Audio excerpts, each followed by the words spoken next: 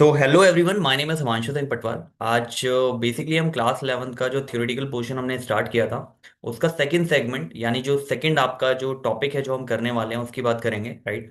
पहला फ्रेमवर्क आपका बेसिक चीज़ें क्लियर होगी, जो मैंने टर्म्स बताई थी आपको वो सारी क्लियर होगी, राइट। हमने अभी 11th में आपका जो आई थिंक जो फर्स्ट चैप्टर है आई थिंक 11th का बिजनेस का वो भी कंप्लीट हो गया आपका ओवरऑल। और कुछ पार्ट्स में मैंने दिए थे और 11th में जो पहला पोर्शन बेसिक था वो हमारा ऑलरेडी कवर्ड हो गया।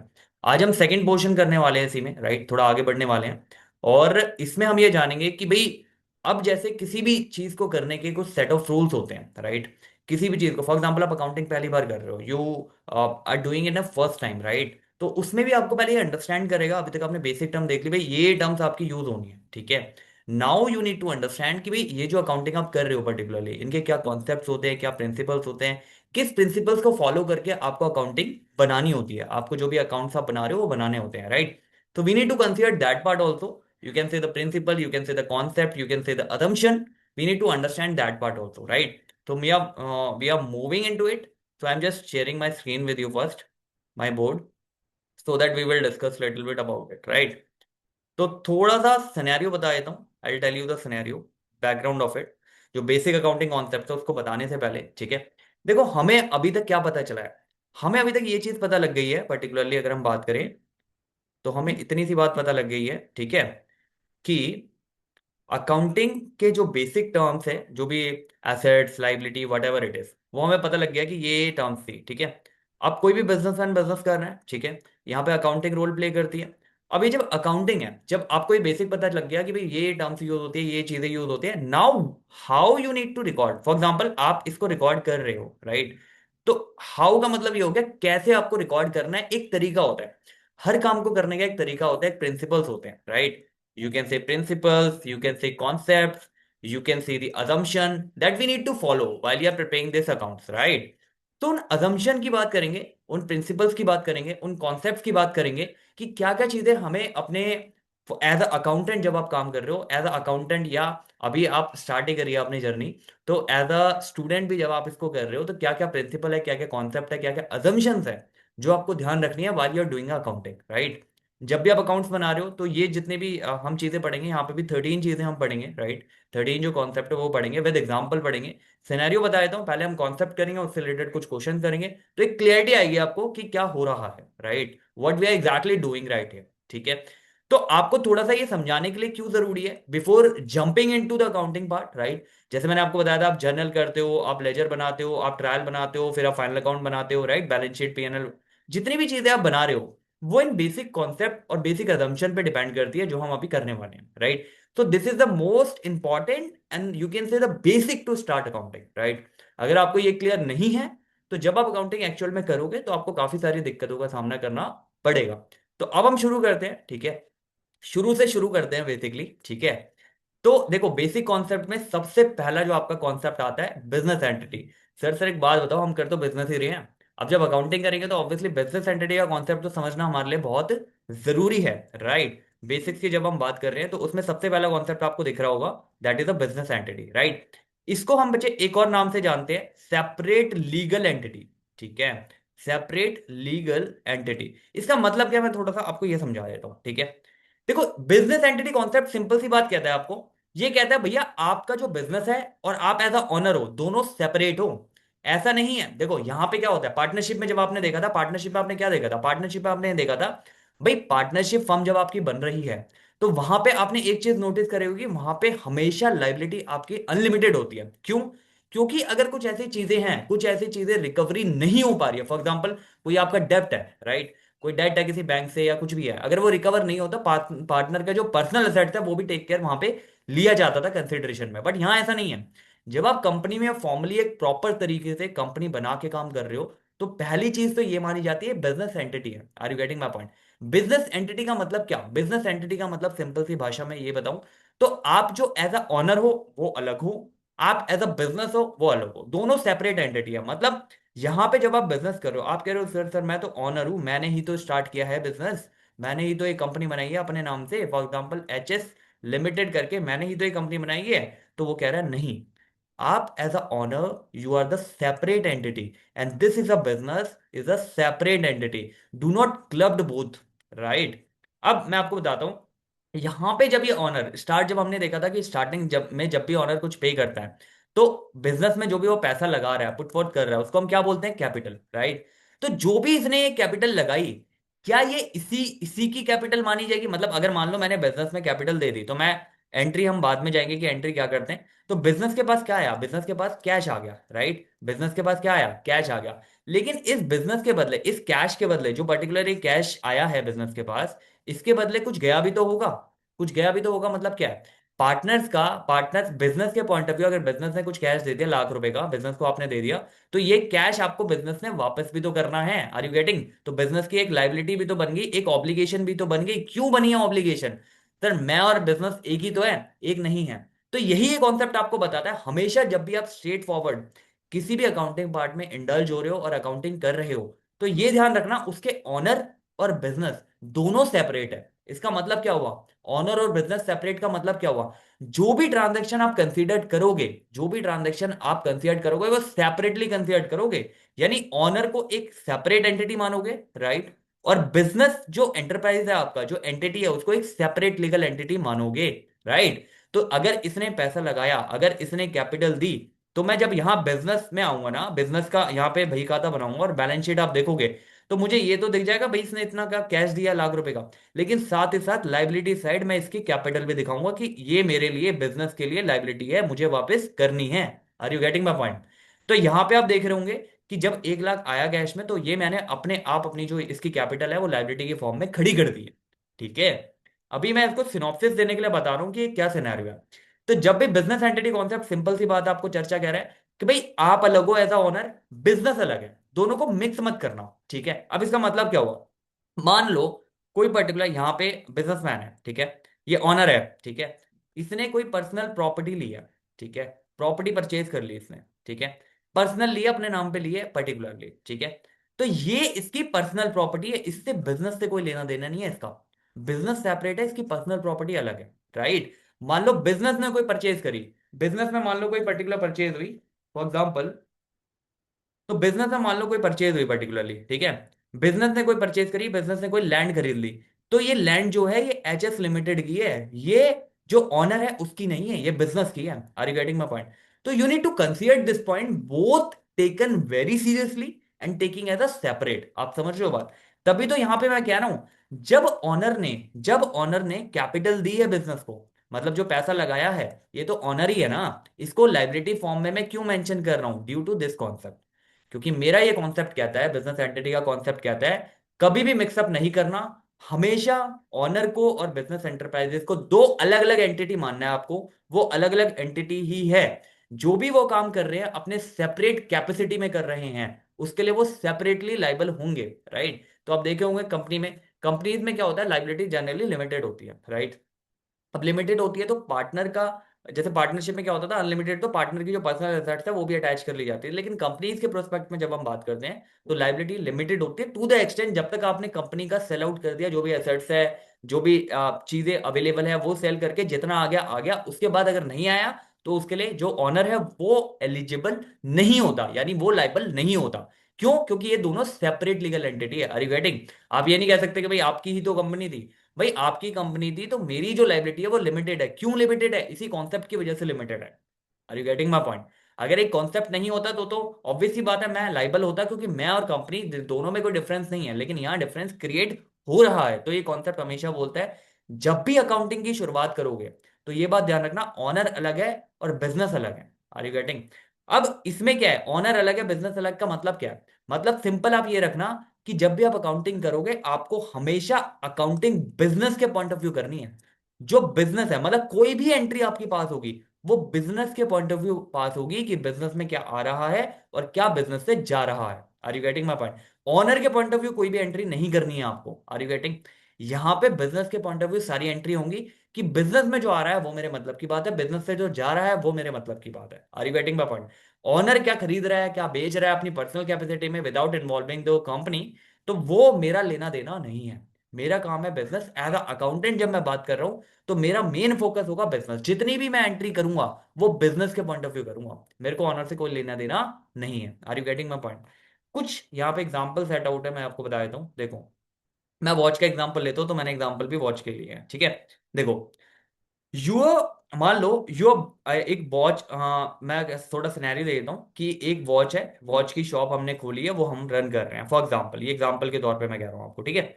तो your watch boutique ledger only track the business finances, right?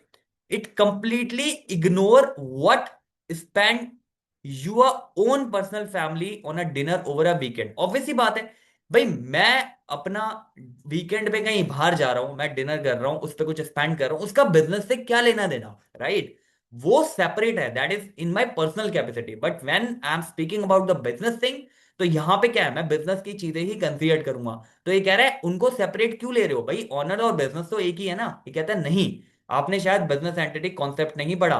Concept clearly आपको समझा रहा है, कॉन्सेप्ट क्लियरली कहता है कि भाई जो भी आप अपनी पर्सनल कैपेसिटी में कर रहे हो वो सेपरेट है।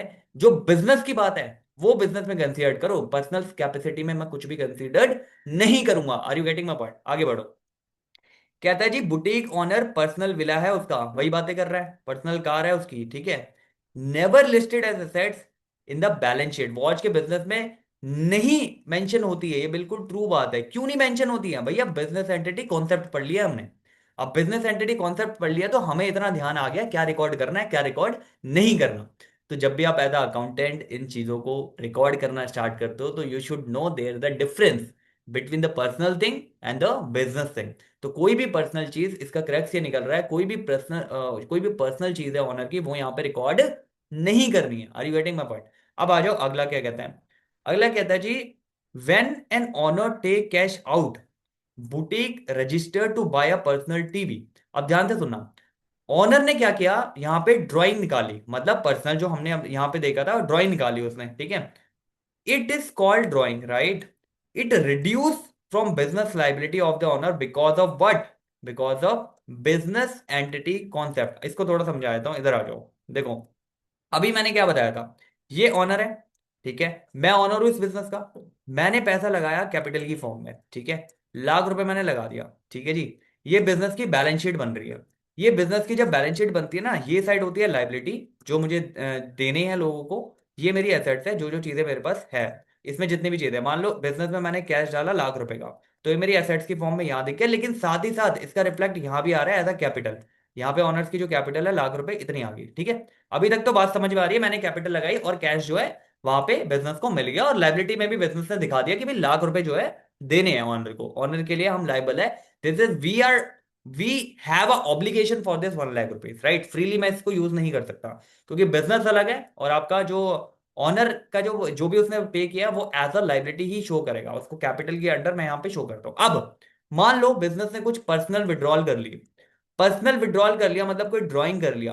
तो ड्राइंग करने का मतलब क्या है, यहां से कैश गया होगा उतना, ठीक है, जितना भी उसने ड्रॉ किया, और यहां से उसकी कैपिटल भी तो मैं कम करूंगा उतने ही अमाउंट से, वट एवर द अमाउंट में भी। आपको समझ में आ रही है बात? तो मैंने यहाँ क्या, जो भी कैश उसने निकाल लिया वो कर दिया कम, और जो भी यहाँ पे पर्सनल उसने ड्राइंग करी है वो भी मैंने यहाँ पे कम कर दिया। मतलब क्या हुआ? मतलब सिंपल सा हुआ, मैं स्ट्रेट फॉरवर्ड ये लेके चल रहा हूं, मैं ये नहीं मान रहा कि ऑनर ने कुछ पैसा निकाला पर्सनल यूज के लिए चलो उसी की तो कंपनी है, अकाउंटिंग करनी क्या है। आप एज अकाउंटेंट समझदार बनना है, आपको आपको ये देखना है कि भैया बिजनेस अलग है ऑनर अलग है, ठीक है आप ऑनर हो, लेकिन बिजनेस के पॉइंट ऑफ व्यू जब मैं ट्रांजेक्शन रिकॉर्ड करूंगा तो मैं दिखाऊंगा कि मेरा इतना अमाउंट रॉन्ग में निकला है, और इसके रिस्पेक्ट में मैं आपकी कैपिटल भी कम कर दूंगा कि भाई अब आपकी कैपिटल मान लो 10,000 निकला है, तो अब आपकी कैपिटल ओनली 90,000 है, क्योंकि 10,000 आप वापस ले चुके हो, राइट? यानी दोनों को सेपरेट रखना है। कंफ्यूजन नहीं हो ना कि भाई ऑनर ने तो निकाला है तो ऑनर ने निकाला तो ऑब्वियस सी बात है मैं क्यों इसको लेस करूं, ऐसा नहीं करना। जब भी आप अकाउंटेंट कहते हो, अकाउंटेंट अपने आप को कहते हो, तो एज अ कोर प्रिंसिपल ये देख लो, बिजनेस अलग है ऑनर अलग है, ये बात हमेशा ध्यान रखना, राइट? तो वही बात यहाँ पे बताई है इसने कि भाई इसने कैश आउट कर लिया, ड्रॉन कर लिया, और पर्सनल घर के लिए टीवी निकाल लिया, तो भाई ड्राइंग में डाल उसको लेस कर उसकी कैपिटल में से, और जितना भी कैश निकाला एसेट्स में हटा दे। समझ में आ रही है बात क्या हो रही है यहाँ पे? ठीक है जी, आगे बढ़ो। अब यहां पे क्यों ट्रांजैक्शन इन्वॉल्व किया, हालांकि ये पर्सनल ट्रांजैक्शन है, बट इन्वॉल्व क्यों करिए, इन्वॉल्व इसलिए करिए क्योंकि ऑनर ने इन्वॉल्व करवा दी। ऑनर ने इन्वॉल्व कैसे करवा दी? उसने ड्राइंग, उसने जो, अगर वो पर्सनल टीवी अपने पर्सनल पैसों से निकाल ले लेता तो हम ये एंट्री नहीं पास करते हैं, लेकिन उसने बिजनेस से पैसा निकाला है उस काम के लिए। अब निकाला है तो ऑब्वियसली ड्राइंग से उसकी कैपिटल कम कर देंगे। अब निकाला है पर्सनल पीसी, पीसी कंप्यूटर जो भी लिया उसने, टीवी लिया घर में, वो मैं असेट्स की फॉर्म में नहीं दिखाऊंगा, क्योंकि असेट्स मैंने ऑलरेडी कम कर दी। भाई तूने कैश निकाला है, कैश मेरा कम हो गया ऑलरेडी। अब तू घर पे जो मर्जी खरीद रहा है, मेरे को उससे मतलब नहीं है। मेरे को किस बात से मतलब था? तूने कैश निकाला, तूने ड्राइंग करी, मैंने वहां इफेक्ट दे दिया अपनी अकाउंटिंग में कि भाई तेरी कैपिटल कम कर दूंगा, और जो भी तूने कैश निकाला है वो कम कर दूंगा, खत्म बात। Are you getting my point? हमेशा इन दोनों को सेपरेट लेके चलना है, ध्यान रखना जब भी आप अकाउंटिंग कर रहे हो। आगे बढ़ो। कहता है जी, when an entrepreneur invest lakh रुपए cash to start a watch repair shop, ठीक है, द शॉप, जो भी रिकॉर्ड करता है कैश को एसेट्स, वही बात कर रहा है, कैपिटल को liability, to the founder, this is an entity concept. Simple, जो हमने एग्जांपल लिया था वही बात कर रहा है। लाख रुपए लगाए, शॉप ने जब अपनी अकाउंटिंग करी, रिकॉर्ड करा, तो उसने एसेट्स में लिख दी कैश, और कैपिटल में लिख दी जो भी लाख रुपए की उसने कैपिटल दी थी। तो ये बिजनेस एंटिटी कॉन्सेप्ट को दर्शाता है। Are you getting? अब अगला कह रहा है, a boutique owner personal home electricity bill. भाई पर्सनल घर का इलेक्ट्रिसिटी बिल है, should be paid out of business chequebook, record as a business utility expense. क्या इसको रिकॉर्ड कर दोगे क्या बिजनेस यूटिलिटी एक्सपेंस में? फॉल्स, ऐसा हम नहीं करेंगे। Are you getting my point? आपको समझ में आ रही है? पर्सनल इलेक्ट्रिसिटी क्या करा है उसने? मान लो पर्सनल इलेक्ट्रिसिटी का कोई बिल आया था, उसने, ये कहता है should be paid out of business chequebook and recorded in business entity. क्या ऐसा होना चाहिए कि पर्सनल इलेक्ट्रिसिटी जो है उसकी बिजनेस से पे कर दो और बिजनेस की बुक में दिखा दो कि भाई यूटिलिटी एक्सपेंस है? ऐसा नहीं होगा, that is false. Why? Because भाई पर्सनल अलग है, बिजनेस अलग है। अभी इतनी देर से यही तो चर्चा कर रहे हैं हम, आपको समझ में आ रही है बात? तो सबसे पहले जब अकाउंटिंग की शुरुआत करोगे, जब अकाउंट बनाना स्टार्ट करोगे, तो ये माइंड में बात डाल लो कि भाई बिजनेस एंटिटी कॉन्सेप्ट कहता है दोनों सेपरेट है, दोनों ऑनर और बिजनेस दोनों सेपरेट है, तो दोनों की जो चीजें हैं वो सेपरेट ही रखी जाएगी, उनको मिक्सअप नहीं करना है। मैं एज अ अकाउंटेंट, मेरी जिम्मेदारी बनती है, जब भी मैं अकाउंटिंग करूंगा मैं बिजनेस के पॉइंट ऑफ व्यू करूंगा, मुझे ऑनर से कोई मतलब लेना देना नहीं है। आपको समझ में आ रही है बात क्या हो रही है यहाँ पे? ठीक है जी, अगले कॉन्सेप्ट पे आओ। अब अगर मैं बिजनेस कर रहा हूं, जैसे हमने डेफिनेशन में भी देखा था, क्या मैं सारी बातें रिकॉर्ड कर दूं क्या बिजनेस में? क्या मैं सारी बातें रिकॉर्ड कर दूं जो भी हो रही है? तो ये कहता है नहीं जी, प्रिंसिपल ये कहता है आपको मनी मेजरमेंट देखना है। जो बातें आप नगद नारायण में निकाल पा रहे हो उसको रिकॉर्ड करना है ओनली। जो फाइनेंशियल कैरेक्टर है, अगर आप इंडिया में तो ऑब्वियसली रुपीज है, ठीक है, पैसा है आपका। अगर आप यूएसए में हो तो आपका डॉलर है, राइट, सेंट हो गया। तो डिपेंड करता है किस कंट्री में हो। अभी हम इंडिया के प्रोस्पेक्ट पे कर रहे हो, तो जो भी आप यहाँ पे ट्रांजेक्शन रिलेटेड आपको आइडेंटिफाई, जैसे हमने देखा था ना कि एक इवेंट है, इवेंट के भीतर काफी सारी ट्रांजेक्शन होती है। अब ये ट्रांजेक्शन मॉनेटरी टर्म में होनी चाहिए, मतलब मैं मेजर कर सकूं भाई इतना कैश इसमें जा रहा है, राइट। मान लो मैंने बिजनेस स्टार्ट किया, ठीक है, एक मेरी बिल्डिंग है, ठीक है, जिसमें फैक्ट्री में मेरा ये काम होता है, तो एक मेरी बिल्डिंग है, उसका अमाउंट मुझे पता है भाई 2 करोड़ रुपए मैंने बिल्डिंग में लगाया है, राइट। मेरी मशीनरी है, मुझे पता है भाई मशीनरी मेरी आई है मान लो 50 लाख रुपए की, ठीक है। मुझे पता है अदर जो मेंटेनेंस जो भी चीजें हैं, मेरे को वो दिख रहा है कि भाई जैसे सैलरी मैं दे रहा हूँ एम्प्लॉयज को, तो सैलरी मेरी हर साल, हर महीने चली जाती है 10 लाख रुपए के आसपास। तो मेरे को दिख रहा है ना कि 2,60,000 ये जो है अमाउंट आ रहा है, 2.6 CR, 2.6 CR। अब मुझे मिल गया ये अमाउंट में, तो मैं इसे रिकॉर्ड कर दूंगा, मुझे समझ में आ रहा है, ठीक है। देखो बिजनेस की जो भाषा होती है ना, वो होती है अकाउंटिंग। अब अकाउंटिंग को हिंदी इंग्लिश ये सब समझ नहीं आती, उसको सिंपल समझ आता है पैसों की भाषा, ठीक है। आप अगर बता पा रहे हो कि मॉनेटरी टर्म में कितना है, तो मैं रिकॉर्ड कर दूंगा। अगर आप नहीं बता पा रहे हो मॉनेटरी टर्म में कितना है, तो मैं रिकॉर्ड नहीं करूंगा। फॉर एग्जाम्पल हमने पहले भी जब डेफिनेशन करी थी, तो मैंने एक एग्जाम्पल लिया था जो कि फेमस एग्जाम्पल है। आपने मान लो जस्ट मैनेजर को अच्छा काम करने पे प्रमोट कर दिया, बहुत अच्छी बात है, इवेंट है, इवेंट है, बिजनेस में ट्रांजैक्शन हो रही है, प्रमोट कर दिया मैंने, ठीक है। इसको क्या मैं रिकॉर्ड कर लूँ क्या अकाउंट में? अकाउंट में रिकॉर्ड नहीं होगा। कोई मॉनेटरी टर्म दिख रही है आपको यहाँ पे? नहीं। अब मान लो आपने कोई अपॉइंटमेंट कर ली, ठीक है, किसी की। अब ये अपॉइंटमेंट कर ली किसी की, ये क्या मैं लिख दूं क्या अकाउंट में? ये लिखने की जरूरत नहीं है। मान लो आपका एम्प्लॉय है, ठीक है, आपका एम्प्लॉय है, बहुत अच्छा काम कर रहा है, उसको employ of the year award मिल गया, उसको employ of the year award मिल गया। क्या मैं अकाउंट में मेंशन कर दूं क्या? कर दूं मेंशन अकाउंट में? नहीं। तो आप ध्यान रखना, जो भी आपका अमाउंट बेसिस पे चीजें हो रही है जिसको आप मॉनेटरी टर्म में मेजर कर सको, ओनली वही उसका मेरा लेना देना है अकाउंट से। अगर मैं मॉनेटरी टर्म में मेजर नहीं कर सकता हूं, तो उसको मैं रिकॉर्ड नहीं करूंगा। Are you getting my point? आपको समझ आ रही है बात क्या हो रही है? अगर मॉनेटरी टर्म में आप उसे रिकॉर्ड कर सकते हो, तो मनी मेजरमेंट यही कहता है भाई फाइनेंशियल बता दे, नगद नारायण कितना अमाउंट इसका बन रहा है, जितना भी अमाउंट बन रहा है उस अमाउंट को रिकॉर्ड कर दे। क्योंकि मैं एज अ अकाउंटेंट हूं, जब मैं फाइनेंशियल बना रहा हूं तो मुझे बस एक ही भाषा समझ आती है, वो आती है पैसों की। अब अगर तू मेरे को बता देगा कि कितना अमाउंट है इसमें पर्टिकुलर इन्वॉल्व, तो मैं रिकॉर्ड कर दूंगा। अगर नहीं बता पा रहा तो वो मैं रिकॉर्ड नहीं करूंगा। Are you getting my point? पहला कॉन्सेप्ट हमने देखा बिजनेस एंटिटी का कॉन्सेप्ट, जिसमें क्या था भाई, ऑनर अलग है, right? Owner is a separate thing, business अपना सेपरेट है, दोनों को कंपाइल मत कर दियो कभी भी, ठीक है? दूसरा कॉन्सेप्ट क्या था भाई, रिकॉर्ड में वही चीजें करूंगा, रिकॉर्ड भी अगर मुझे करनी है तो मैं वही चीजें करूंगा जिसमें फाइनेंशियल इन्वॉल्व है, जिसमें पैसा इन्वॉल्व है, वो चीजें मैं रिकॉर्ड करूंगा, अदरवाइज मैं चीजें रिकॉर्ड नहीं करूंगा। Are you getting? अब इसमें कुछ एग्जांपल दिखा देता हूं आपको। देखो, कहता है जी, ओनली आइटम और event that given a clear price tag in the real currency that can be your watch business ledger, उसको हम क्या बोलेंगे? मॉनेटरी टर्म में अगर वो कर रही हो तो मॉनेटरी कॉन्सेप्ट क्या बोलता है? मॉनेटरी कॉन्सेप्ट आपका सिंपल सी बात कहता है भैया उसे निकाल सको आप। मनी मेजरमेंट आपको सिंपल सी बात कहता है कि आप उसको निकाल सको मॉनेटरी टर्म में, तो वो आपका कॉन्सेप्ट जो है मैं मेंशन कर दूंगा, अदरवाइज मैं मेंशन नहीं करूंगा। Are you getting? कहता है जी, if a master watch, right, most, आपका वॉच मेकर है मतलब जो घड़ी बनाता है, ठीक है, वो काफी फेमस है, ठीक है, काफी फेमस है पूरी सिटीज में, you cannot record most famous watch maker in the financial column because of what? ये जो मनी कॉन्सेप्ट आपने डाल दिया, ये जो मॉनेटरी कॉन्सेप्ट आपने डाल दिया, इसकी वजह से। Are you getting?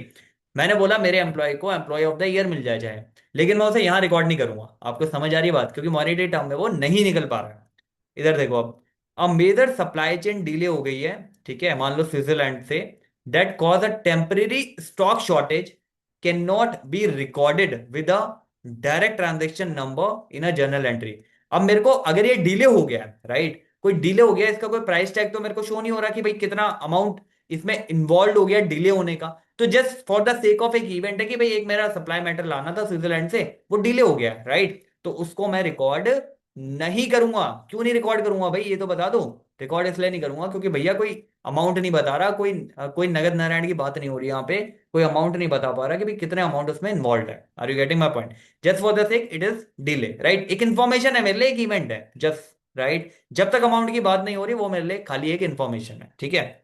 अब देखो मनी मेजरमेंट क्या कहते हैं, concept help us to add up complete different assets. अब देखो मनी मेजरमेंट का फायदा क्या होता है, जैसे मैंने आपको वहां पे एग्जांपल लिया था मशीनरी का, बिल्डिंग का, तो यहाँ पे शोरूम है, ठीक है, यहाँ पे टेस्टिंग कंप्यूटर है, यहाँ पे आपकी वॉचेस है, तीनों की यूनिट डिफरेंट है। यहाँ पे शोरूम आप कैसे डिसाइड करोगे कितने फ्लोर का है, कितनी जगह है, कितना स्क्वायर फीट है, राइट, या कितने गज में है, इस तरीके से आप डिसाइड करते हो। यहाँ पे जब हम बात करते हैं कंप्यूटर के नंबर्स में आ रहे हैं, राइट, वॉचेस के भी ये नंबर में आ रहे हैं, तो दोनों तीनों की यूनिट्स अलग है, लेकिन जब आप मॉनेटरी फॉलो करोगे तो ये सारी यूनिट को कन्वर्ट कर देगा किसमें? अमाउंट में। तो अकाउंटेंट के लिए भी तो इजी हो गया ना रिकॉर्ड करना, राइट? एक यूनिफॉर्मिटी आ रही है इसमें। एक यूनिफॉर्मिटी क्यों आ रही है? क्योंकि अगर मैं ऐसे रिकॉर्ड करने लग गया बुक्स में, भाई बिल्डिंग मेरी इतनी स्क्वायर फीट, भाई कंप्यूटर मेरे इतने नंबर, राइट, तो कोई मॉनेटरी फिगर तो आ ही नहीं रही ना, एक्चुअल में मेरा कंपैरिजन बनेगा कहां से? मुझे एक लैंग्वेज चाहिए, अकाउंटिंग लैंग्वेज ऑफ बिजनेस है, तो लैंग्वेज ऑफ बिजनेस आप एक लैंग्वेज रखोगे ना, ये थोड़ी है कि यूनिट जो मेजरमेंट है अलग अलग है और अलग अलग में आपने मेंशन कर दी, तो ऐसा नहीं होता है। Are you getting? तो उसको स्ट्रीमलाइन करने के लिए मॉनेटरी यहां पे आपका यूज हो रहा है, ताकि सारी यूनिट एक मेजरमेंट में आ जाए, दैट इज रुपीज या डॉलर। जहां पे भी आप बिजनेस कर रहे हो, जहां पे भी पर्टिकुलर आप कंपनी में बिजनेस कर रहे हो, तो वो कंपनी जहां से बिलोंग करती है उस पर्टिकुलर की जो नेशनल करेंसी है उसमें वो चीज आ जाए। ठीक है जी, आपको समझ में आ रही है बात क्या हो रही है? आगे बढ़ो। क्या था, if a non fictional event कोई भी हो रहा है, लाइक कंप्यूटर ओपनिंग, कॉम्पिटिटर ने ओपन कर दिया कोई watch shop across the street, doesn't involve the direct measurement transaction obviously, तो इसको आप रिकॉर्ड करोगे क्या? कंपटीटर ने ओपन कर दी भाई साहब बगल में शॉप, लिख दूं क्या फटाफट आके अकाउंट में? नहीं लिखूंगा। क्यों? मॉनेटरी टर्म में आप मेजर नहीं कर रहे, जो मनी कॉन्सेप्ट है वो यहाँ पे मिसिंग है। आपको समझ में आ रही है बात क्या हो रही है अभी तक यहाँ पे? तो दो कॉन्सेप्ट अभी तक आपने देखे। पहला ये देखा है कि भैया बिजनेस जो है आपका, बिजनेस एंटिटी कॉन्सेप्ट क्या कहता है, सेपरेट लीगल एंटिटी है। वो सिंपल सी बात आपको कह रहे हैं कि भाई मैं बिजनेस को और ऑनर को दोनों को अलग लूंगा, दोनों सेम नहीं है, ध्यान रखना। जो भी ट्रांजैक्शन मैं करूंगा एज अकाउंटेंट वो बिजनेस के पॉइंट ऑफ व्यू करूंगा, मेरे को ऑनर से कोई लेना देना नहीं है। वो अपनी पर्सनल लाइफ में क्या कर रहा है क्या नहीं कर रहा उससे लेना देना नहीं है, अनलेस उसमें बिजनेस इन्वॉल्व ना, राइट? अगर मान लो पर्सनल लाइफ में कुछ भी कर रहा हो वो पर्टिकुलरली, मान ले बिजनेस से पैसे निकाल के कर रहा है, तो वो ड्राइंग में मैं कंसीडर करूंगा। लेकिन अगर बिजनेस इन्वॉल्व नहीं है तो मेरा कोई लेना देना उससे नहीं है कि पर्सनल कैपेसिटी में वो क्या कर रहा है, ठीक है? मेरे को जो ध्यान देना है यहाँ पे, मेरे को ये ध्यान देना है कि भाई बिजनेस के पॉइंट ऑफ व्यू से वो क्या चर्चा वहां पे चल रही है। Are you getting? और दूसरा हमने सिंपल मनी मेजरमेंट कहते हैं, जिसको मनी की टर्म में मेजर कर सको उसको लिख दो, जिसको नहीं कर सकते ऑब्वियसली उसको आप नहीं लिखना है, उसको इग्नोर करना है, वो just a event, just a information है आपके लिए, ठीक है। थर्ड पे आओ फटाफट। भाई साहब गोइंग कंसर्न क्या कहता है? भैया गोइंग कंसर्न सिंपल आपको कहता है कि मान लो आपने एक बिजनेस स्टार्ट किया आज, ठीक है। मैं ऑनर हूं, मैंने एक बिजनेस स्टार्ट कर दिया आज। जब मैं इस बिजनेस को स्टार्ट कर रहा हूं तो मेरे माइंड में जो थॉट चल रहा है वो क्या थॉट है? मेरा ये थॉट है कि आज मैंने स्टार्ट कर दिया, कल बंद कर दूंगा इसको। ऐसा थॉट आता है कभी भी माइंड में जब आप बिजनेस स्टार्ट करते हो, राइट? ऐसा थॉट कभी नहीं आएगा आपके माइंड में। आप क्या सोचोगे, अगर मैंने आज बिजनेस स्टार्ट कर दिया है तो ये अनफोर्सिन फ्यूचर तक चलेगा, एक रेलिवेंट ईयर तक चलेगा, राइट? आज अगर स्टार्ट कर दिया कम से कम 10 साल, 20 साल, 30 साल, 4 साल, ये गोइंग कंसर्न है, ये चलता रहेगा। मैं ये नहीं मानता कि भाई आज स्टार्ट किया तो कल बंद हो जाएगा, ऐसा नहीं है। बिजनेस जब भी आप स्टार्ट करते हो तो हमेशा आपकी एक असम्पशन रहती है कि भाई जब भी मैं बिजनेस स्टार्ट कर रहा हूं तो ये एज अ गोइंग कंसर्न काम करेगा। गोइंग कंसर्न का मतलब क्या, ये चलता रहेगा। मैं कभी भी ये नहीं मानूंगा कि भाई आज स्टार्ट किया कल बंद हो जाएगा। मैं इस सोच से तो कभी बिजनेस स्टार्ट ही नहीं कर रहा ना। अगर आप इस सोच से बिजनेस स्टार्ट करोगे तो कभी स्टार्ट ही नहीं कर पाओगे। Are you getting my point? तो गोइंग कंसर्न सिंपल कहता है the business should go on for unforeseen future, right? जो भी ट्रांजेक्शन आप रिकॉर्ड करोगे उसके अकॉर्डिंगली ही रिकॉर्ड करोगे। ध्यान से सुनना, इसका एग्जांपल देता हूं आपको। मान लो आपने आज बिजनेस स्टार्ट किया, ठीक है। इसके लिए कोई बिल्डिंग थी आपकी, या आपने कोई मशीनरी खरीदी, जो भी है वट एवर इट इज। अब ये मशीनरी मान लो आपने खरीद ली, ठीक है, 10 लाख रुपए लगा के। आपको समझ में आ रही है? ये मशीनरी मैंने खरीद ली 10 लाख रुपए लगा के। अब इस मशीन को मैं क्या ये कह दूं क्या इसको मैं पूरा रिकॉर्ड आज ही कर लेता हूं, मतलब एज अ एक्सपेंस आज ही रिकॉर्ड कर लेता हूं, क्योंकि मुझे नहीं पता कल बिजनेस चलेगा या नहीं चलेगा, राइट? ऐसा मैं नहीं करूंगा। मैं क्या करूंगा, इस पर्टिकुलर मशीन की कोई लाइफ होगी कि मुझे पता है कि भाई ये मशीन आज खरीद ली तो 10 साल तो कम से कम ये चलेगी, ठीक है। तो मैंने एक टाइमलाइन बना ली कि ये 1 ईयर है, ये सेकंड है, थर्ड है, फोर्थ है, फिफ्थ है, सिक्स है, सेवंथ है, एट्थ है, नाइन्थ है और टेंथ है। तो इस मशीन को क्या करूंगा मैं, एक साथ 10 लाख रुपए जैसे मैंने खरीदी, तो ऑब्वियसली जब बैलेंस शीट बनाऊंगा तो वहां मशीन एसेट साइड 10 लाख रुपए आ जाएगी। लेकिन क्या मैं एक बार में ही, मतलब फर्स्ट ईयर में इसको पूरी हटा दूं क्या, पूरी कैंसिल कर दूं क्या, पूरे 10 लाख रुपए एज एक्सपेंस दिखा दूं क्या? नहीं। मैं क्या करूंगा यहाँ पे, इसको रिवेन्यू में तोड़ तोड़ के करूंगा, क्योंकि मुझे पता है बिजनेस जो है गोइंग कंसर्न है, बिजनेस चलता रहेगा, राइट? मान लो इसकी वैल्यू अगर 10 साल तक चलेगी तो मैं लाख लाख रुपए हर महीने लगाऊंगा, मतलब 1 लाख रुपए हर महीने मैं यहाँ पे एलोकेट करूंगा रेवेन्यू नेचर में, राइट? ऐसा नहीं करूंगा कि एक ही बार मैंने 10 लाख उठाए और डाल दिया पीएनएल में। ठीक है जी, आपको बात समझ में आ रही है क्या हो रही है? गोइंग कंसर्न क्या कहता है, भाई मैं कभी भी ये असम्पशन लेके नहीं चलता हूँ बिजनेस मैंने आज स्टार्ट किया तो कल बंद हो जाएगा। मैंने अगर बिजनेस आज स्टार्ट किया तो ऑब्वियसली वो अनफोर्सिन फ्यूचर तक चलेगा। इसी वजह से जितनी भी एसेट्स मैं बिजनेस में परचेज करूंगा तो मैं एलोकेट कर दूंगा नंबर ऑफ ईयर में, जितना मेरे को लग रहा है कि भाई इतने साल ये चलेगी उतने एलोकेशन में मैं उसे डाल दूंगा। इसी कॉन्सेप्ट की वजह से ये जो मशीनरी का रेवेन्यू है, जैसे फॉर एग्जांपल मशीन का वेयर टेयर आपका होता है, आपने आज मशीन खरीद ली, कोई भी फिक्स एसेट, तो चाहे वो मशीन हो आपकी, राइट, चाहे वो बिल्डिंग हो आपकी, वट एवर इट इज, तो इसको आप ये लेके चलते हो भाई पर्टिकुलर ईयर तक ये चलेगी। कोई भी ईयर हो सकता है, वो इतने ईयर तक ये चलेगी। अब अगर इतने साल तक ये चलेगी तो उसके अकॉर्डिंग मैं डिस्ट्रीब्यूट करूंगा हर साल रेवेन्यू में, जो भी साल का बनता है पर्टिकुलरली वो लेस करूंगा। ऐसा नहीं करूंगा कि पूरे पहले साल में ही पूरा जो है वहां पे रेवेन्यू में दिखा के लॉस बैठा दूंगा, ऐसा नहीं करता मैं कभी भी। समझ में आ रही है बात? तो गोइंग कंसर्न ये कहता है कि भाई बिजनेस चलता रहेगा, आप आराम आराम से दिखाते जाओ असेट्स को, राइट? उसका बेनिफिट ऑलरेडी आपको मिल रहा है फॉर फ्यूचर इकोनॉमिक बेनिफिट, तो बिजनेस को भी तो आप ये मान के चलोगे भाई आज से कम 20 साल, 25 साल, 10 साल जो भी है वट एवर इट इज, तो उसमें एलोकेट करके अकॉर्डिंगली आप हर साल 1-1 लाख का रेवेन्यू, अकॉर्डिंगली आप रेवेन्यू एक्सपेंस जो है वहां पे अपने पीएनएल जब बनाओगे वहां पे दिखा दोगे डेबिट साइड। आपको समझ आ रही बात? और ये इन द फॉर्म, आप किस फॉर्म में दिखाते हो, आप डेप्रिसिएशन, ठीक है। आप ये मानते हो इतनी इतनी वैल्यू इसकी कम होती जा रही है। Are you getting my point? तो ये सिंपल कहता है भाई गोइंग कंसर्न है। ऐसा मत समझियो जब तू बिजनेस की अकाउंटिंग कर रहा हो कि ये कल बंद हो जाएगा। आपको ये मानना है कि बिजनेस अनफोर्सिन फ्यूचर तक चलेगा। Are you getting my point?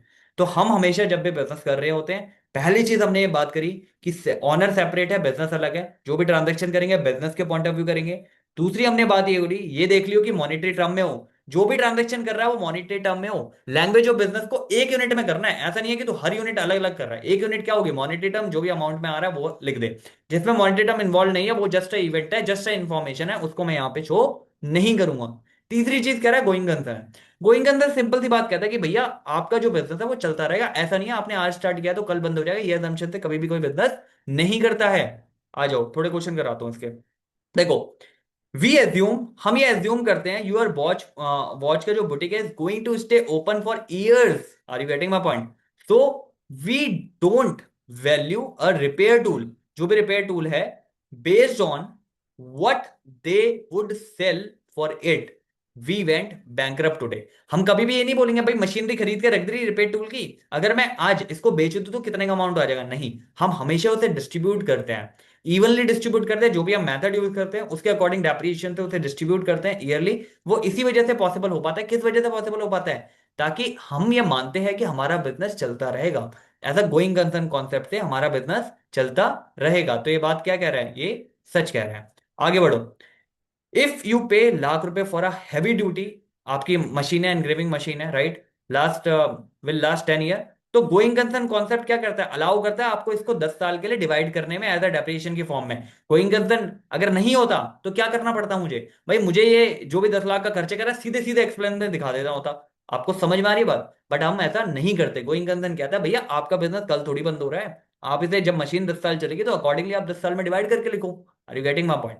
तीसरी बात पढ़ो इसमें, business will operate for a long enough to fulfill the current delivery contract या clear its debt या use its equipment whatever it is। चाहे वो डिलीवरी कॉन्ट्रैक्ट्स की बात हो, चाहे वो डेप्थ क्लियरिंग की बात हो, चाहे वो आपका इक्विपमेंट की बात हो, जैसे हमने मशीनरी का एग्जांपल लिया, तो ये कौन सी असम्पशन पे बेस्ड है भैया, गोइंग कंसर्न। ठीक है। तो जब भी आप बिजनेस स्टार्ट करते हो तो हमेशा ये सोचते हो कि लॉन्ग टर्म तक मेरा बिजनेस जो है चलेगा। Are you getting my point. अगला पढ़ो। The primary reason why we do not show a store assets at their force fire sale liquidation value on the standard running balance sheet is going concern। बिल्कुल जी, going concern की वजह से ही हम उसे अपनी cell value पे नहीं दिखाते हैं, बल्कि पर्टिकुलरली हम किस पे दिखाते हैं, हर साल जो रेवेन्यू पर्टिकुलर जा रहा है उस पे हम कट पर्टिकुलरली उसे कट आउट करके दिखाते हैं। आपको समझ आ रही है बात। अभी तक तीन कॉन्सेप्ट क्लियर कर रहे हैं हमने। बिजनेस एंटिटी कॉन्सेप्ट करा है, मॉनेटरी टर्म में आपका मनी मेजरमेंट वाला जो हो गया वो कॉन्सेप्ट क्लियर करा है, गोइंग कंसर्न क्लियर करा है। ठीक है। अब तीसरा आता है अकाउंटिंग पीरियड। भाई एक बात बताओ, मैंने आज बिजनेस स्टार्ट कर दिया, ठीक है, मैं एज ऑनर मैंने आज बिजनेस स्टार्ट कर दिया, और मैं कह रहा हूं ये गोइंग कंसर्न है, ये तो चलता रहेगा, ठीक है, ये तो चलता रहेगा, सालों साल चलता रहेगा। तो अब मुझे ये बताओ, अगर सालों साल चलता रहेगा तो मुझे कैसे पता चलेगा भाई मेरा बिजनेस परफॉर्म कैसे कर रहा है। मैं तो कहूंगा भाई जब बंद होगा तब देख लेंगे कितना प्रॉफिट कितना लॉस, ऐसा नहीं होता। तो ये कहता है स्पेसिफिकली आपको पीरियोडिकली कॉन्सेप्ट ये बताता है, अकाउंटिंग पीरियड कॉन्सेप्ट ये बताता है, एक पर्टिकुलर पीरियड होना चाहिए अब जहां आप कंसीडर कर सको, जहां आप देख सको बिजनेस कैसा जा रहा है, राइट। जनरली अगर बात करें 1 ईयर का होता है, ठीक है। 1 ईयर में क्या रहेगा कि आपका स्टार्ट होगा 1 अप्रैल से, ठीक है, एंड होता है 31 मार्च। ये आपका फाइनेंशियल ईयर है, ठीक है, ये आपका फाइनेंशियल ईयर होता है। तो अकाउंटिंग पीरियड आपका जनरली 12 महीने का रहेगा, ठीक है, 12 मंथ्स का रहेगा। अब सर एक बात बताओ, बच्चा पूछ रहा है क्या ये अकाउंटिंग पीरियड 12 महीने से कम का या ज्यादा का भी हो सकता है। भाई कम का बिल्कुल हो सकता है। मान लो मैंने बिजनेस ही स्टार्ट किया आज, मतलब 1 जुलाई पे अगर मैंने बिजनेस स्टार्ट किया तो 3 महीने तो ऑलरेडी निकल गए ना, अप्रैल में जून निकल गए। अब जो बचा हुआ कितना है, 9 महीने, तो बिल्कुल ये कम का हो सकता है। Are you getting my point. ये बिल्कुल कम का हो सकता है विदाउट एनी डाउट। क्या ज्यादा का हो सकता है, अगर आप अकाउंटिंग ईयर फॉलो कर रहे हो डिफरेंट, फॉर एग्जांपल आपके यहाँ फॉलो होता है 1 जन से लेके 31 मार्च, तो बिल्कुल हो सकता है उस केस में। अगर 1 जन से 31 मार्च हो रहा है, आपने बिजनेस ही 1 अक्टूबर को स्टार्ट किया, तो अक्टूबर नवंबर दिसंबर और लास्ट आपका जो आएगा वो कब आएगा, 31 दिसंबर।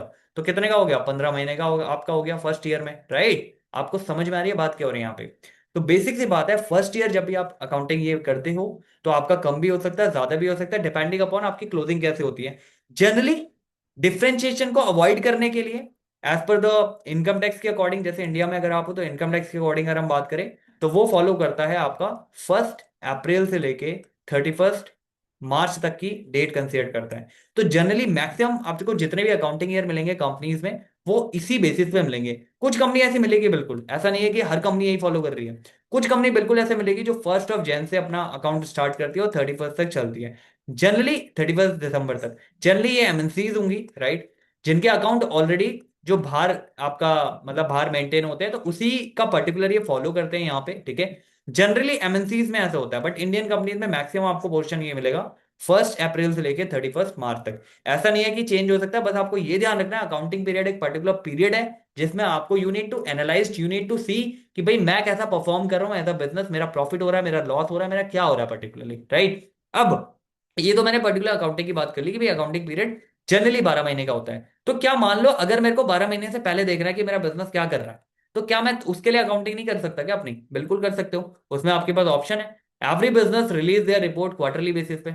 आपने देखी होगी क्वार्टरली रिपोर्ट आती है Q1 Q2 Q3 Q4 की, तो वो यही तो बताता है कि पहले क्वार्टर में कैसा किया आपने। दूसरे क्वार्टर में कैसा किया, तीसरे क्वार्टर में कैसा किया, चौथे क्वार्टर में कैसा किया, ये आपको बताता है। अब इसको क्लब कर दो, ये पूरा ईयर बन गया। Are you getting my point?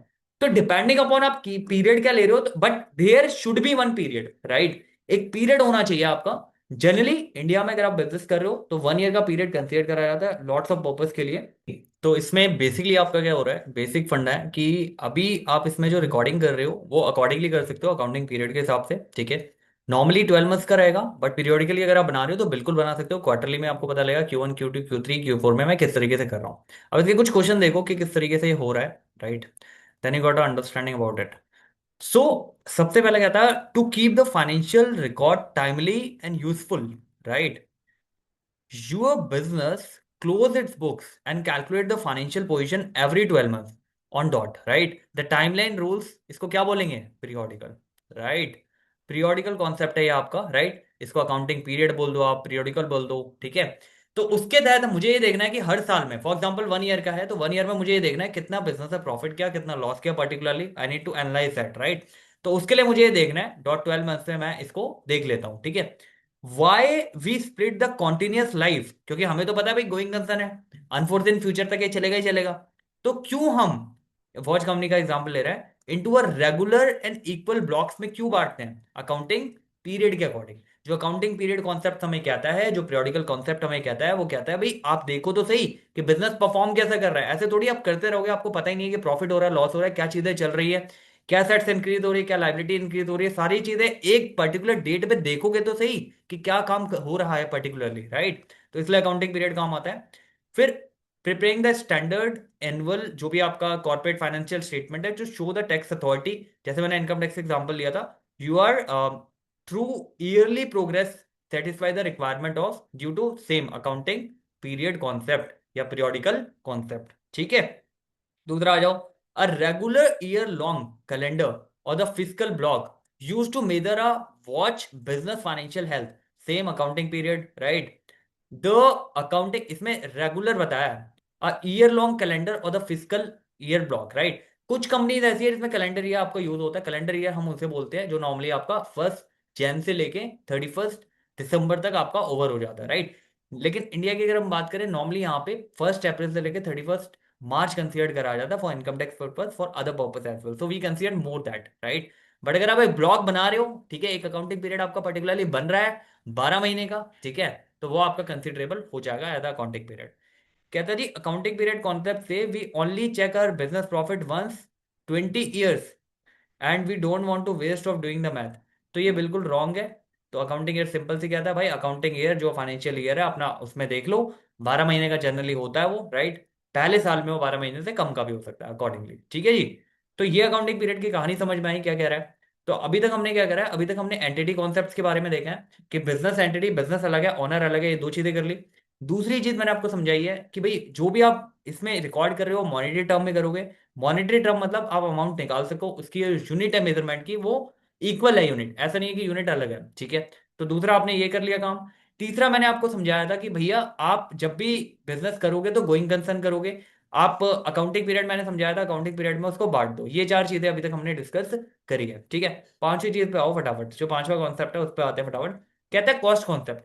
Cost concept का मतलब क्या होता है, इसको इसको आप हिस्टोरिकल कॉस्ट कॉन्सेप्ट भी बोल सकते हो, ठीक है। हिस्टोरिकल कॉस्ट कॉन्सेप्ट, इसका ये कहना है कि मान लो आपने बिजनेस के लिए एक मशीन खरीदी, ठीक है। एक बिजनेस के लिए क्या खरीदा आपने, एक मशीन खरीदी। अब इस मशीन की मान लो कॉस्ट थी लाख रुपए खरीदते हुए, ठीक है। तो ये जो भी इसकी कॉस्ट आ रही है खरीदते हुए और फैक्ट्री तक जाने तक, जो भी कॉस्ट है, इसी कॉस्ट पे मेंटेन करेंगे हम इसे। ऐसा नहीं कल को मार्केट में इसकी कॉस्ट बढ़ गई एक हफ्ते बाद, लाख से 1.5 लाख होगी तो मैं 1.5 लाख अपडेट कर दूंगा, नहीं। मैं अपनी कॉस्ट कॉन्सेप्ट फॉलो करूंगा और उसी पे इसको रिकॉर्ड करूंगा। Are you getting my point? तो इसमें क्या है basically, just allow me a moment. तो इसमें मेरा जो कॉस्ट कॉन्सेप्ट है, इसमें मैं इसी को रिकॉर्ड करूंगा। अब ऐसा थोड़ी है, जब मैंने मशीन खरीदी, फॉर एग्जांपल जब आपने मशीन खरीदी तो इसका कुछ ट्रांसपोर्ट एक्सपेंस भी होगा। अब ट्रांसपोर्ट एक्सपेंस जो भी हो गया, फॉर एग्जांपल मान लो मेरा 5,000 रुपये ट्रांसपोर्टेशन में ही लग गया, राइट? अब इसको इंस्टॉलेशन में भी कुछ खर्चा हुआ होगा, मान लो इंस्टॉलेशन में भी मेरे 5,000 लग गए। तो ये टोटल जो नेट है जब फैक्ट्री में आ गई है, तो इसका कॉस्ट कितना हुआ, 1,10,000, राइट? तो ये जो कॉस्ट है ये मेरा कॉस्टिंग है। जब मैं बैलेंस शीट में इसे लिखूंगा या बैलेंस शीट में ऐसा मशीन लिखूंगा तो कितने की लिखूंगा, 1,10,000 की, ठीक है जी। इसमें क्या है, सारी चीजें इंक्लूड होगी आपकी, राइट। जो आपका ट्रांसपोर्टेशन था, जो आपका इंस्टॉलेशन था। अब मान लो ये रिकॉर्ड करने के बाद, ये कॉस्ट में रिकॉर्ड करने के बाद एक हफ्ते बाद ऐसा होता है मार्केट की फ्लक्चुएशन की वजह से इसका मशीन का प्राइस 1,20,000 हो जाता है, राइट। तो क्या मैं इसको फटाफट बुक्स में चेंज कर दूं क्या अपनी अकाउंट्स की? नहीं। तो मैं ऐसा नहीं करूंगा। तो हिस्टोरिकल कॉन्सेप्ट बोलते हैं जो भी आपकी पर्टिकुलर कॉस्ट है, जो भी एक्चुअल आपने पे किया है, मतलब actual amount you have paid for the same, जो भी आपने एक्चुअल अमाउंट इसको पे किया है टू बाय इट, राइट, वही आप मेंशन करोगे। ऐसा नहीं है कि कल को मार्केट वैल्यू बढ़ गई तो मैं मार्केट वैल्यू ले लूंगा, नहीं। तो हिस्टोरिकल कॉन्सेप्ट सिंपल कहता है जो आपकी जेब से गया अमाउंट आप वो मेंशन कर दोगे। वही कॉस्ट कॉन्सेप्ट कहता है भाई जितना अमाउंट आपका खर्चा हुआ है वही बैलेंस शीट में आप दिखाओगे, इसलिए इसे हिस्टोरिकल कॉस्ट भी कहा जाता है। Are you getting my point? थोड़ा सा एग्जांपल देख लो इसके दो तीन। देखो, जैसे for example you buy a rare mechanical watch, right, जो कि फॉर योर बुटीक 50,000 रुपए की आपने खरीदी। इवन इफ इंटरनेट रिफॉर्म की वजह से, राइट, तो उसमें क्या हुआ, परफॉर्मेंस की वजह से इसकी मार्केट वैल्यू ना 80,000 होगी, राइट, नेक्स्ट वीक in। तो you kept it return down in your ledger 50K। Why? Because the cost concept says हमें मतलब नहीं है मार्केट में कितनी वैल्यू हो रही है, भाई मेरी जेब से उस टाइम कितना अमाउंट गया था जब मैंने ये परचेज करी थी, सब लगा के। मतलब मान लो मैंने परचेज करी, तो मान लो उसको ट्रांसपोर्टेशन में कोई खर्चा आया, मान लो उसको इंस्टॉलेशन में कोई खर्चा आया, टोटल मिला के मेरी जेब से कितना अमाउंट गया, that is the cost concept. Simply says कि जो आपकी अमाउंट जेब से गई है वो अमाउंट यहाँ पे मेंशन कर दो। अब यहाँ पे वही एग्जांपल ले रहे हैं। आपने एक रेयर मैकेनिकल वॉच खरीदी, राइट, उसकी 50,000 कॉस्ट थी उस टाइम पे, लेकिन अभी एक हफ्ते बाद ही उसकी कॉस्ट 80 होगी, तो मैं क्या 80 मेंशन कर दूंगा अकाउंट में? नहीं। तो रिटर्न डाउन वैल्यू जो लेजर पे पहले पोस्टिंग हो चुकी है 50K की उसी पे होगी। ये कौन कहता है? कॉस्ट कॉन्सेप्ट ये आपको चर्चा कर रहा है, ठीक है जी। अब कहता, if you buy a laser watch testing machine, ठीक है, आपने एक मशीन खरीदी, यू रिकॉर्ड इट जो भी परचेज प्राइस है plus money you paid for the international shipping and professional installation for the. True है। मतलब आपने कोई भी खरीदी, मान लो इंपोर्ट कराई है, अब इंपोर्ट में जो भी आपका खर्चा हुआ पर्टिकुलरली इंटरनेशनल शिपिंग का या प्रोफेशनल इंस्टॉलेशन का, उस मशीन को जो भी खर्चा हुआ है वो आप टोटल मिला के लिख दो एक बार कॉस्ट कॉन्सेप्ट में। वो आपका टोटल आप उसे इंक्लूड कर सकते हो। तो कॉस्ट कॉन्सेप्ट ये नहीं कहता कि जितने की मेरे को मशीन पड़ी है वो ये कहता है टू मेक देम रेडी। मतलब आपने खरीदी, शॉप से खरीदी, वो फैक्ट्री में आई, फैक्ट्री में आने का जो भी आपका ट्रांसपोर्टेशन था, उसको इंस्टॉलेशन करने के लिए जो भी आपने पर्सन को जो कंपनी से आया था उसको जो भी अमाउंट पे करा है, तो ये जो टोटल क्लब्ड है, राइट, परचेज करने से लेके ट्रांसपोर्टेशन का खर्चा और जो उसका इंस्टॉलेशन का टोटल जब आप क्लब कर दोगे तो टोटल अमाउंट आपको मेंशन करना अकाउंट पे, राइट। बस ये ध्यान रहे बाद में उसकी कॉस्ट बढ़ गई तो उसको बढ़ा नहीं देनी, उसको हिस्टोरिकल कॉस्ट पे ही रखना है। Are you getting my point? नीचे आ जाओ। कहता if a market value of a कोई आपकी बुटीक की लैंड है डबल हो गई है, ठीक है, because the luxury mall opening on the door, तो you immediately rewrite the ledger. क्या आप उस हायर मार्केट वैल्यू पे लेजर को लिख दोगे क्या? नो, मैं नहीं लिखूंगा, बिकॉज मेरा हिस्टोरिकल कॉन्सेप्ट या कॉस्ट कॉन्सेप्ट ये कहता है कि भैया जितने तूने अपनी जेब से खर्च किए थे उतने ही लिख, उसको ज्यादा बढ़ाने की जरूरत नहीं है। Are you getting? देखो, the cost of hiring a technician to calibrate and install a new, जो भी इलेक्ट्रॉनिक आपने टाइम ग्राफो मशीन खरीदी है, should be added directly to the historical cost of the machine. Obviously ये ऐड होगी। अगर मान लो आपने परचेज करी है, ठीक है, आपने परचेज करने पे जो भी टेक्नीशियन आया था इंस्टॉल करने, चीजें करने, वो आपकी इंक्लूड करी जाएगी मशीन में, ठीक है, विदाउट एनी डाउट, ठीक है जी। आपको समझ में आ रही है बात क्या हो रही है? तो जो भी इंस्टॉलेशन के टाइम पे, यानी जो भी फर्स्ट यूज से पहले जितने भी आपने खर्चे किए हैं वो सारे इंक्लूड कर दो। फर्स्ट यूज के बाद अगर कोई रिपेयर होती है कल को या कुछ भी ऐसा रहता है वो आपका रिवेन्यू का खर्चा हो गया, वो आपका एक्सपेंस की कैटेगरी में रहेगा, उसको आप कैपिटलाइज नहीं करोगे, उसको आप उसका कॉस्ट का पार्ट नहीं बनाओगे। लेकिन रेडी टू यूज होने से पहले जितने भी खर्चे हैं, राइट, जब पहली पहली डाई मशीन में बनी है, फॉर एग्जांपल पहली वॉच की डाई जब मशीन में बनी है उससे पहले के जितने भी खर्चे हैं वो आप ऐड करोगे। जनरली ट्रांसपोर्टेशन का, इंस्टॉलेशन का ये खर्चा आपका रहता है, ठीक है, तो वही वो पूछ रहा है। दूसरी चीज क्या कहता है जी, the cost concept means the over time watch would take physical assets value must always re return to match the real falls. ऐसा नहीं करना हमें, हमने जो लिख दिया सिंपल सी उसको ओवरराइट नहीं करना है बार बार, ठीक है। हिस्टोरिकल कॉन्सेप्ट आपको यही समझाता है कि भाई एक बार जो ट्रांजेक्शन की वैल्यू लिख दी है वो बस आपने लिख दी है, हिस्टोरिकल कॉस्ट पे ही वो मेंटेन होगी, जो पैसा आपकी जेब से खर्च हुआ है वो जाएगा। अब जो पैसा जेब से खर्च हुआ है तो पूरा जाएगा, ऐसा नहीं है ट्रांसपोर्टेशन नहीं लिख रहे, इंस्टॉलेशन नहीं लिख रहे, रेडी टू यूज से पहले जो भी खर्चे हैं वो सारे ऐड होंगे, ठीक है जी। आगे बढ़ो। आगे कहता है ड्यूल एस्पेक्ट। भैया ड्यूल एस्पेक्ट का मतलब क्या है? ड्यूलेट, एक ड्यूल एस्पेक्ट का मतलब है ड्यूलेट, राइट। ड्यूल एस्पेक्ट का मतलब है आपके ड्यूल इंपैक्ट होते हैं हर एक ट्रांजेक्शन के। Are you getting my point? हर एक ट्रांजेक्शन का ड्यूल इंपैक्ट है। फॉर एग्जांपल, हम एग्जांपल शुरू करा था हमने बिजनेस स्टार्ट करने से, ठीक है।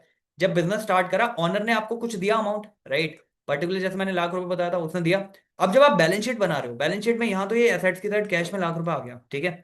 लेकिन लाइबिलिटी में आप एक ही चीज और कर रहे हो, जो कि कैपिटल, जिसे आप लाइबिलिटी बना रहे हो इस ऑनर को जो हमने देना है। तो दो दो एस्पेक्ट हो गए ना एक बार में, कि भाई यहाँ पे कैपिटल भी बढ़ गई लाइबिलिटी की साइड में और कैश भी बढ़ गया। अब इसका दूसरा एग्जांपल लो, मान लिया आप मशीन खरीद के लाए, बाजार से आपने मशीन खरीदी। तो यहां पे क्या करोगे, मशीन तो आ गई आपकी, जितने की भी आई 80,000 की, लेकिन उतने ही अमाउंट से कैश भी तो गया आपका। आपको समझ आ रहा है? तो हर एक ट्रांजेक्शन का ड्यूल एस्पेक्ट होना चाहिए। ड्यूल कॉन्सेप्ट यही कहता है कि जितनी भी ट्रांजेक्शन आप रिकॉर्ड करोगे, एक ट्रांजेक्शन का इम्पैक्ट दो जगह आएगा, बस ये देख लेना। कभी भी आप अकाउंटिंग कर रहे हो, किसी पर्टिकुलर ट्रांजेक्शन का एस्पेक्ट अगर आपने दो जगह नहीं करेक्टली मेंशन किया है, तो समझ लो उसमें कुछ गड़बड़ है, बैलेंस शीट मैच नहीं होगी। बैलेंस शीट मैच कब होगी, जब एक कोई भी ट्रांजेक्शन आपकी हिट कर रही है, उस हिट के बदले आपने दो अकाउंट वहां पे हिलाए हैं। मशीन परचेज में मशीन ऐड होगी, मशीन बढ़ गई, कैश चला गया। अभी जैसे कैपिटल आई थी, कैपिटल वहां पे उसकी खड़ी होगी, साथ में कैश आ गया आपके पास।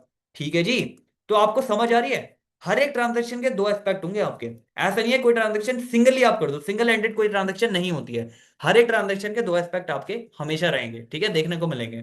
कोई भी ले लो, मान लो आपने कोई खर्चा करा, ठीक है, आपने मशीन की रिपेयर एंड मेंटेनेंस कराई कल को। तो रिपेयर एंड मेंटेनेंस का आपका खर्चा खड़ा हो गया, पीएनएल में खर्चा चला गया, लेकिन इसके बदले मेरा कैश भी तो गया है, तो कैश मेरा कम हो गया, रिपेयर एंड मेंटेनेंस मेरी ऐड ऑन होगी। आपको समझ में आ रही बात क्या हो रही है? तो हर एक ट्रांजेक्शन के दो इंपैक्ट होंगे हमेशा। डेटर खड़ा था, भाई डेटर खड़ा था जिसने मुझे पैसे देने थे, अभी खड़ा है वो, अब उसने पैसे दे दिए, तो मेरा क्या होगा, कैश तो बढ़ जाएगा, लेकिन डेटर कम हो जाएगा उतने से ही।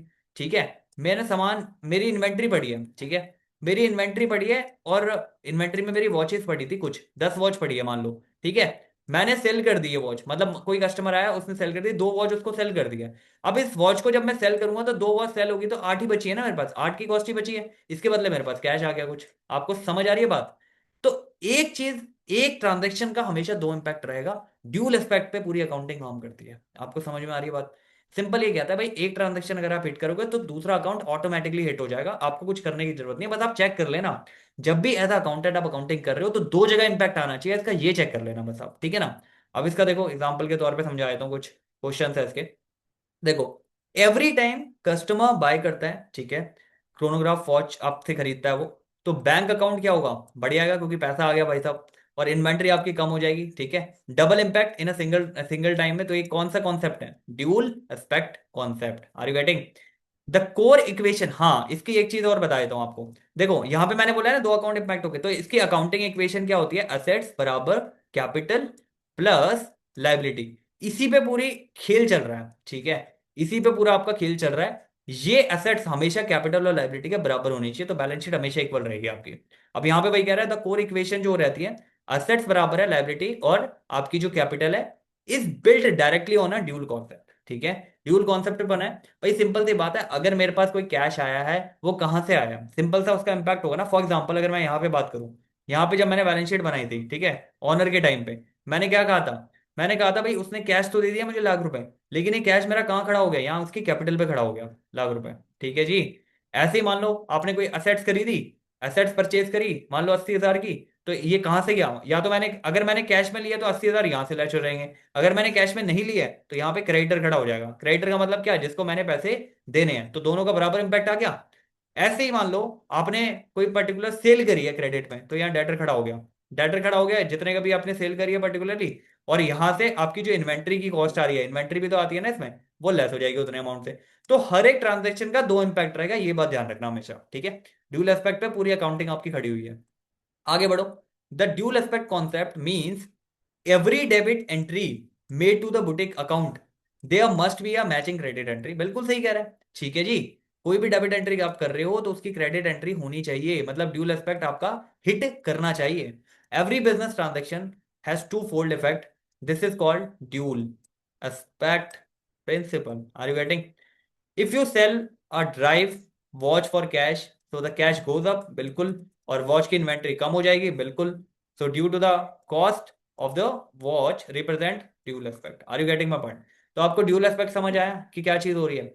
अभी तक इसमें इस चर्चा में हमने जो भी शामिल करा है, जो पांच लोगों, पांच बातों को शामिल करा है, जिसमें आपका एक बिजनेस एंटिटी कॉन्सेप्ट आ गया, ठीक है, जिसमें बिजनेस एंटिटी में बिजनेस अलग है, आपका जो बिजनेस अलग है, ऑनर अलग है, दोनों चीजें समझ गए थे हम। मॉनेटरी टर्म में होगी तभी हम उसे रिकॉर्ड करेंगे। दूसरी चीज गोइंग कंसर्न है, हम कभी भी बिजनेस स्टार्ट करते हैं तो हम ये मानते हैं कि चलता रहेगा, हम यही नहीं मानते कल बंद हो जाएगा। और अगर चलता रहेगा तो हमें प्रॉफिट एंड लॉस भी देखना है, तो अकाउंटिंग पीरियड हम बनाते हैं उसी के हिसाब से, ठीक है। पीरियोडिकल कॉन्सेप्ट में हमें प्रॉफिट एंड लॉस देखना होता है। कॉस्ट कॉन्सेप्ट ये होता है कि भाई हिस्टोरिकल कॉस्ट में उसे रिकॉर्ड कर दे, जो भी तू खरीदी है तूने, जितना भी आपका रेडी टू यूज होने से पहले जितना भी खर्चा है उसमें रिकॉर्ड कर दे इसको, ठीक है। और उसके अलावा आपका एक ड्यूल एस्पेक्ट हमने देखा है, ठीक है। तो अभी तक हमने कितनी बातें देख ली? अभी तक हमने 6 बातें देख ली है, 6 कॉन्सेप्ट देख लिया है। वीडियो थोड़ा सा लंबा हो रहा है, राइट, तो मैं इसका दूसरा पार्ट बना रहा हूँ, ठीक है, जिसमें अदर जो 6 बातें हैं, अदर 7 बातें हैं जो, वो हम मेंशन कर रहे हैं, ठीक है। तो अभी के लिए इस वीडियो को हम यहीं स्टॉप करते हैं, ठीक है। इसी को कंटिन्यू कर रहा हूँ मैं, बेसिकली इसी को कंटिन्यू करके दूसरा पार्ट इसका बना रहा हूँ, ठीक है, ताकि ये वीडियो ज्यादा लंबा ना हो। ऑलरेडी ये काफी हो चुका है, अच्छा खासा लेंथ इसकी हो चुकी है, ठीक है। तो thank you so much for watching and stay tune for second video also, क्योंकि I am recording at the same time, but मैं इसको शूट करूंगा आपको डिफरेंट डिफरेंट टाइम में, ठीक है। Thank you so much. Just be cool and be happy. And yeah, just enjoy the video. And if you have any doubt, just ask me. Thank you. Take care.